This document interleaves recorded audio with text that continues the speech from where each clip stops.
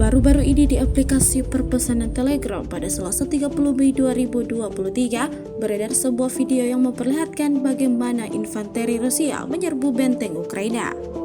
Para pejuang brigade senapan bermotor ke-36 mendekati posisi musuh dan melemparkan granat ke arahnya.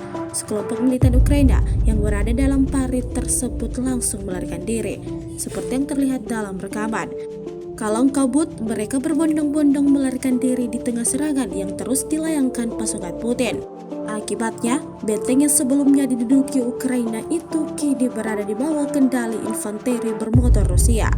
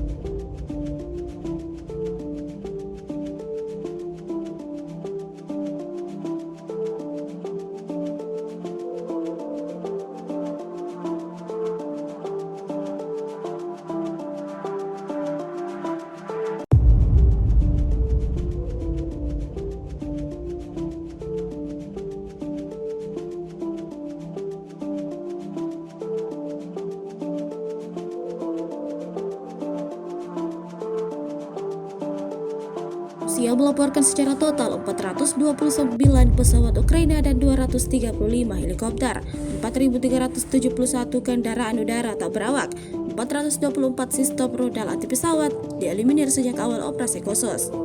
Sementara dari kubu Kiev, Kementerian Pertahanan Ukraina merilis 430 tentara Rusia dieliminir dalam sehari terakhir. Total 207.030 prajurit Federasi Rusia meninggal sejak awal konflik hingga hari ke-460.